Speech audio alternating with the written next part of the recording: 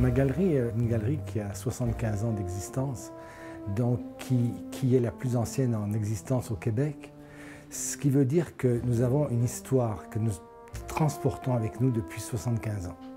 Alors cette histoire-là, elle ne peut jamais s'effacer.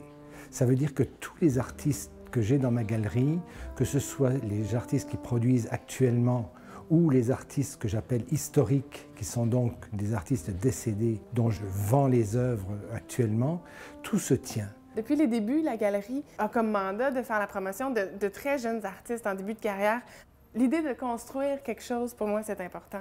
L'idée de bâtir une relation, parce qu'en fait, la relation entre l'artiste et le galeriste, c'est une relation de confiance énormément.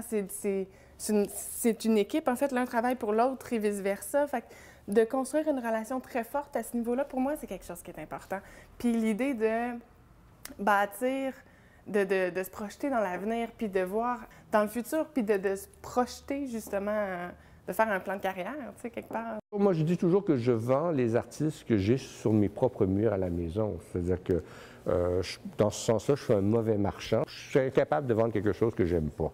Ça doit être vendable, vendeur ou à la mode. Ça ne m'intéresse pas, point final à la ligne. Ma galerie, depuis plus de 20 ans, a fait beaucoup d'échanges avec l'Europe, avec des galeries ou des artistes. Donc, j'accueille des artistes européens. Mes artistes vont travailler là-bas. Donc, ce va-et-vient entre les deux continents. Et aussi, depuis 3 ans, ma galerie est dans ce lieu industriel obsolète, qui est magnifique. Et j'organise des événements. Si on devait avoir une spécificité, ce serait peut-être une certaine forme, je l'espère, d'ouverture sur le monde et donc de possibilité d'amener à Montréal des choses qu'on ne voit pas en général. Et puis aussi la tentative d'apporter le travail des artistes montréalais à l'étranger. Donc on essaye de créer comme une sorte de pont entre des artistes locaux et des artistes européens ou américains ou d'Amérique du Sud. Alors parfois ça se fait sous forme de solo show, parfois sous exposition de groupe. Il y a beaucoup de photographies, beaucoup de photographes avec notre galerie parce que moi je suis photographe. Moi je suis peintre. Donc, les deux ensemble, je pense qu'on fait quand même un mélange assez intéressant. Ce qui m'intéresse dans l'art, c'est de savoir qu'est-ce que les artistes proposent. Et donc, je suis aussi autant intéressée à montrer la vidéo, la performance, les installations que la sculpture, la peinture, donc tous les aspects. Et j'aime bien qu'on puisse se poser des questions, donc d'où des tables rondes ou des rencontres entre penseurs, artistes.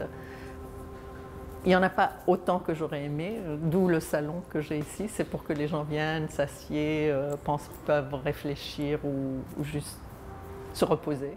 C'est comme un laboratoire pour moi. J'ai voulu être à la frontière d'une préoccupation pour l'art de recherche, l'art exploratoire de qualité muséale et l'art que l'on peut collectionner. Alors avec mon background du monde muséal, je me suis rendu compte que oui, il y a non pas un marché, mais des marchés. Alors je voulais être capable d'offrir des œuvres de qualité muséale, d'artistes qui sont en train de marquer l'histoire de l'art qui se fait au Québec et au Canada, et de pouvoir permettre à toutes les bourses et à tous les niveaux de collectionneurs que de vivre avec le génie créateur de ces artistes que j'appuyais. Now, I think we're going to a much more Baroque and all-embracing art. In a post-colonial time, there's no hierarchy of cultures, and when we have a lot of information and a lot of emotion in the art, that's what makes it really exciting. And I have a real drawn to emotional art, spiritual art, but not in the modern minimalist way, much more in a chaotic way. And when we're faced with a very emotional piece of art, we're forced to find our own answers instead of the answers being given to us. Artists are all creating their own mythologies, and through our education, we create our own mythology and share it with the communal subconscious.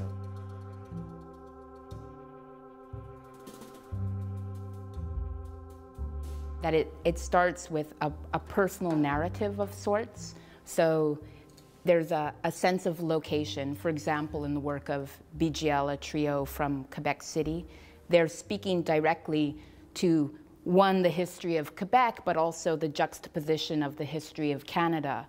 And then they'll use notions from pop culture, notions from green aesthetics or green politics, notions from the wilderness, from country life, but there's a whole mix-up, a whole mélange that happens in their language, and then they just derive sort of ready-made but also large immersive environments.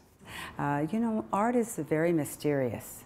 People don't know how to evaluate art or why things are what they are. There's a great deal of education to be done so that people don't have to say when they come in, and the majority of them do, oh, I don't know much about art, but I love to look at it, etc. So there's no reason for that. There's plenty of opportunity for us to educate the public about why an artist has a certain value. It has to do with his evolution, his recognition by his peers. Is he collected by museums? There are reasons, you know, we just don't pull these numbers out of the air. Nous, on a toujours été vers les gens, leur demander s'ils avaient des questions, s'ils connaissaient cet artiste-là.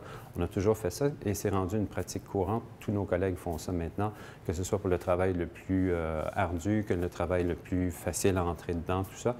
On s'est donné, je pense, tous les marchands, un côté éducatif finalement à tout ça, qui fait que maintenant, 20 ans plus tard, le collectionneur ou les gens qui viennent voir de l'art, les gens sont beaucoup plus pointus, beaucoup plus à l'affût.